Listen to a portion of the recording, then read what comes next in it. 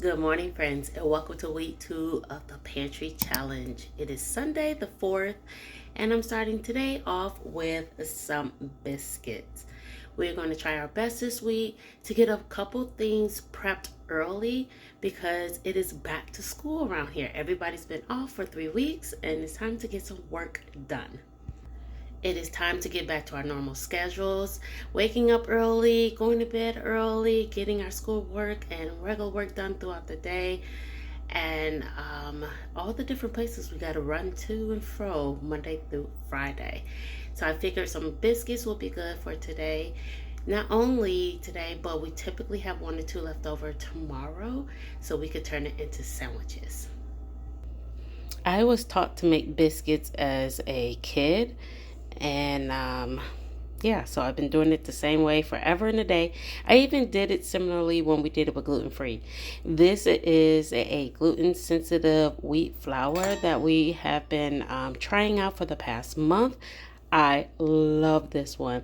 It's from a farmer up in Minnesota. We met him and his wife, and we learned all about it years ago, and we started implementing it back into our diet in the last month. So today will be the first time I'm making biscuits with it.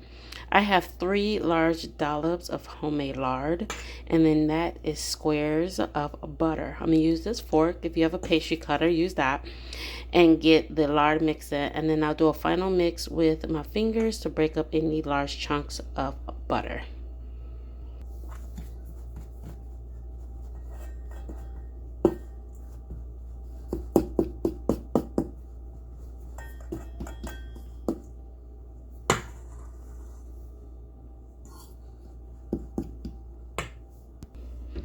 So next is like the easiest part. Some of you guys may not like this part, but basically you're gonna add milk. And the dislike part is I can't tell you how much to add. And that's because you're looking for a particular texture and you're gonna keep adding milk. Up to a cup, I would say. But if you cook often enough, you'll start to learn textures of food. So I'm gonna go ahead and do this because I only got one hand free, and then I'll bring you back so I can show you the texture and you know what you're looking for. Okay, I'm going to show you this part. You see how it is pretty much come together on the top, but then when you pick it up or peel it, it's still crumbly. There's 2 chunks of butter down there too. This is where I do a folding method. Kind of gather it up, fold it over, push down. I'm not going to work it too much because your hands are warm and you'll start to melt the butter. But I'm going to do this enough so I can get a nice ball. And then I'm going to put this whole entire bowl in the freezer to get hard, and I'll bring it back out. No, well, to get semi-hard. Maybe 15 minutes at the most. Okay, so here is the dough out of the freezer. You can still press in. It's not that frozen, but it's cold enough. All right, so I'm gonna get some flour down on my surface. I've already washed my surface down. And because it's so cold, it can come right out. So it depends on how you like to do it. Some people roll it. I just use my palm and mash it. I fold it, mash it, and try my best to fold it for a 3rd time. Sometimes I can't get 3 folds, but I just use the palm of my hand, really. And I just mash all around the biscuits to get them nice and flat, especially in the middle because that's where it was kind of piled up. And then I fold it over and do it again. The folds give it the flaky layers. So if you ever wonder why your biscuits are hard and thin, it's because you did not fold the dough on itself. And that's an easy tip. Okay, so if you look at that, I don't know, what is that, a 1/2 inch? So I'm going to go ahead and fold it. Tuck you in there. And do the same thing.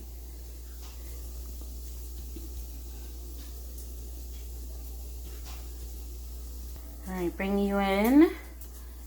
And I'm going to do the second fold. This is not croissant, so you do not have to worry about which way you fold it. Is it going to be folded to the left, folded to the right? I don't worry about that for biscuits.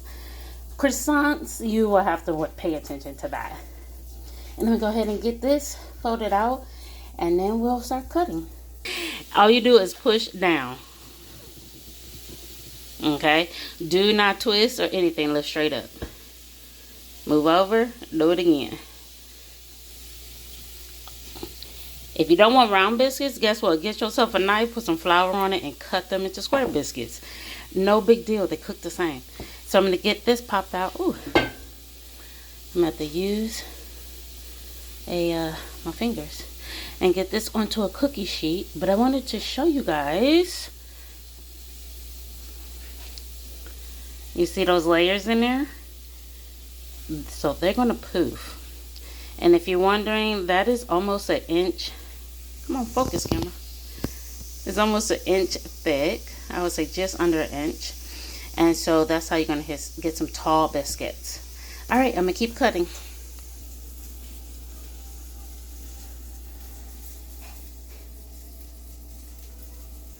Okay, so another thing that's different that I think, I was taught, let your biscuits touch. Get very close to one another, and they'll use the size of each other to climb as they bake. I've heard people say you separate them because that's what Pillsbury package says, but I was not taught that. This is what I learned, and I'll show you at the end. But then again, Pillsbury has a pre-made biscuit, and this is homemade, so that could be why it's different. And Pillsbury tends to be frozen, and these are not. But all right, into the oven, and I'm gonna work on our sausage gravy. Golden brown right from the oven. Look at the height on these biscuits. Some of them are higher on the other side. But there is our sausage gravy with a white gravy. That's pretty easy to make, and we enjoyed it with a fruit salad. So let's move on to dinner. I try my best to get dinner going earlier in the day. In this case, we pull out a pork loin. I grabbed this pork loin from the grocery store sometime in December. Didn't get a chance to get to it, so we're getting to it now. I do have a couple in our freezer from the farmer pickup we did. I can't remember what month that was, probably October, but this one is from the grocery store. We do not do green pepper, red pepper, paprika, or chili powder that often in the house because of my husband's nightshade. So that's why I'm piecemealing all of these seasonings together, which is cumin, garlic, salt, pepper, and I believe oregano that we grew in the garden. So we're going to go ahead and get this seasoned up and get it into the pot.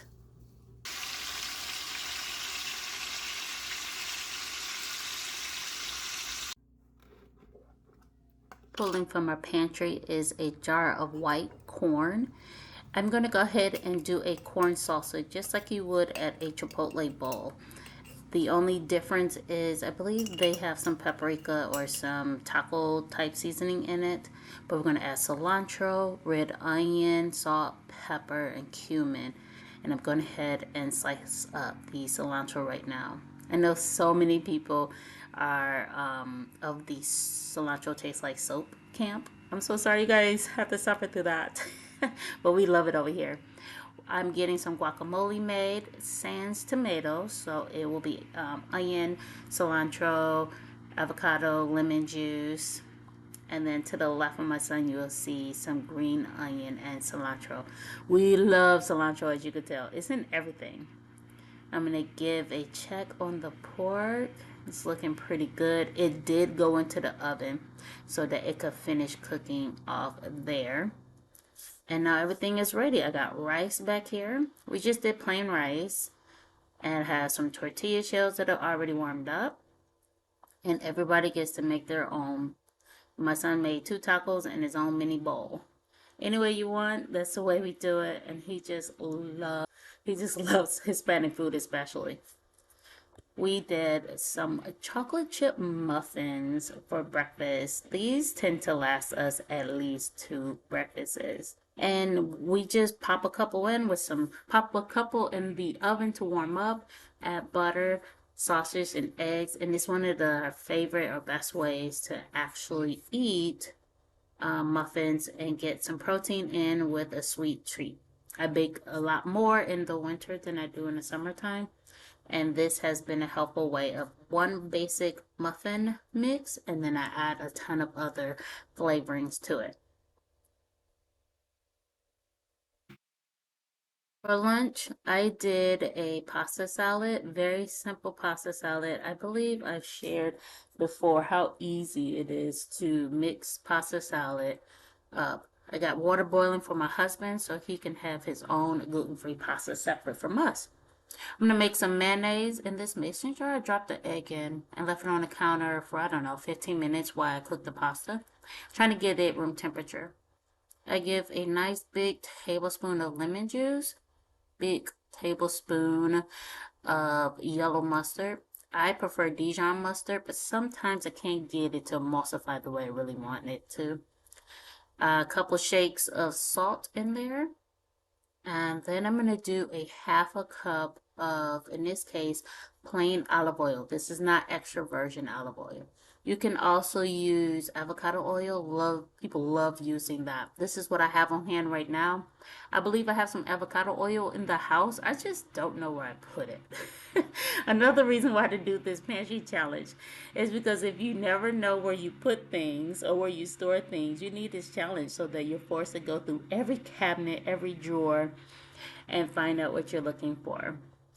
I just stick that stick blender down in the bottom of that jar, and I do not begin to pull it up until it emulsifies and covers over the top of the blade. And then I pulse it up and down a few times, and you'll see how thick it gets. And that's it, guys. It has been the easiest thing to learn. It is the motivation of why I even brought that emulsion blender in the first place. I kept using a regular blender and I could not get it to get thick. All right, so I got tuna in there, green onions, red onions, celery, cucumber, and peas that I haven't been frozen. So tonight's dinner, we are going to stuff last night's pork and potatoes or white sweet potato, adding corn, plenty of cheese options inside of tortillas. Trying to eat up all the leftovers. So before I pass it off, do you want any salsa on it? No. Okay, let me give you a fork and you're all done. I could use my hand. No fork. Like a top. Tuesday's dinner is going to be easy sheet pan meal. I had a white sweet potato that I had already chopped up and got in a pan, and I am using a yam or a regular orange sweet potato. I'm cutting it in all kind of funky shapes.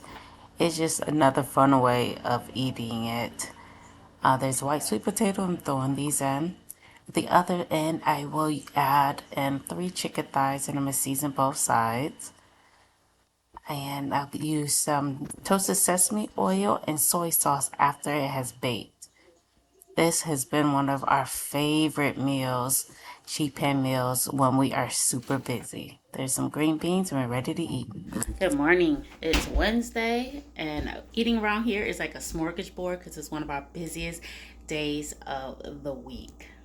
Here is my avocados little sandwich. I have an egg, Havarti cheese, bacon, and a half an avocado on some toast. My son ate the other half of avocado and some leftover pancakes. So my husband probably will eat a combination of that, those pancakes, and leftover baked oatmeal. I want all this stuff gone so that we can reset for Thursday. This is a lunch we're gonna have. I made peach sauce in the middle of the summer, so I'm taking that with me. My son has the same thing. We have some homemade salami at the bottom, store-bought pieces on top, couple spicy cheese, and a peanut butter jelly sandwich. My son's school does not have a peanut allergy problem. And some barbecue chips. My son also has, I think, a fruit snack in there. So the cheese and crackers, make sure they'll eat as a snack, and then the rest he'll eat as lunch. So my husband will eat the exact same thing for lunch as we are heading out for the craziness of the day.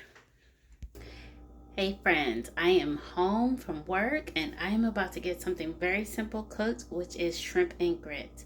We try to do seafood on days that I need dinner done in like an hour and a half at the max. And shrimp and grits is one of those for us.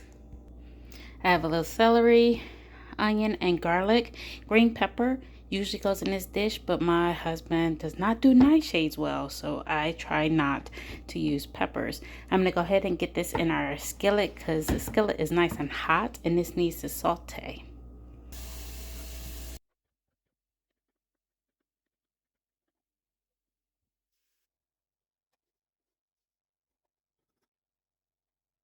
So my husband bought these quick grits sometime this summer when I was out of town. So I'm really glad to finally finish and get them out the house. We do the slow cooked grits. Matter of fact, they're milled like a couple, probably 10 minutes from my parents' house.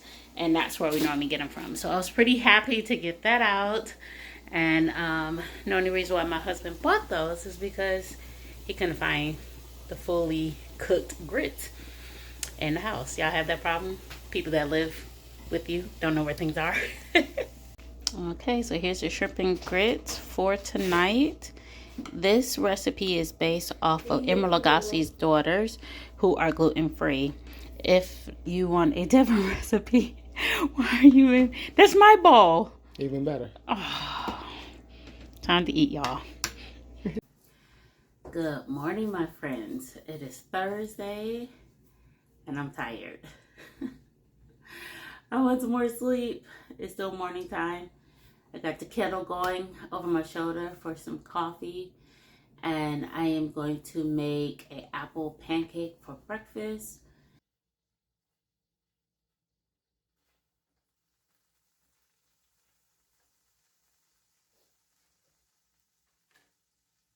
This breakfast is like apple cobbler, almost like a dessert for breakfast. We saute apples, season it in all the apple pie seasoning, and pour a pancake batter mixture right in with it and bake it. It is so easy and so good. My family loves that. I do this pretty much once a week. And I'm sorry, once a month, maybe twice a month. And then we also eat it with some sausage and eggs. Gotta have some protein to balance out those sweet breakfasts. All right, today's lunch is Vietnamese salad. I have some chicken off to the left, some leftover lettuce, carrots, green onions, cilantro, and the dressing. Yay. This dressing has a little bit of sugar in it, garlic, fish sauce, lemon juice, and you can also add, which I did, sesame oil. So I'm going to mix all this together and we'll eat chicken on the side, right, bud? He doesn't like chicken. So, all right, time for lunch. I'll show you what it looks like at the end. All right, this is my son's plate. He doesn't like chicken, so I gave him a beef stick. Go ahead. And then my husband and I's plate. And so my husband will be out soon to get his. And I will eat mine.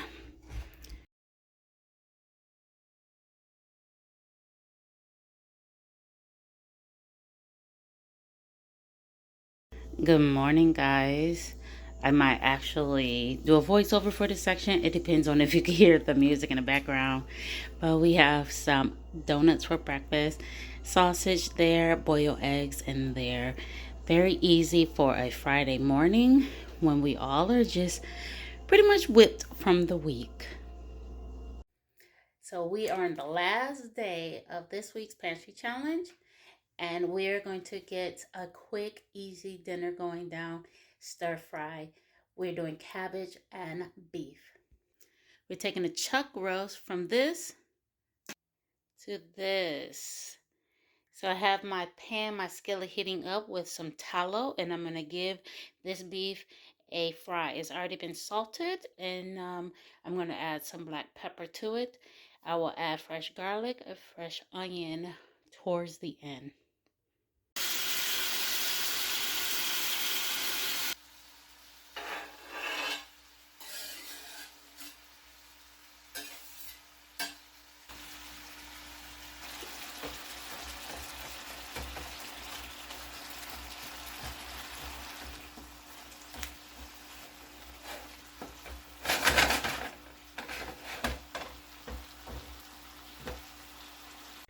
All right, there it goes.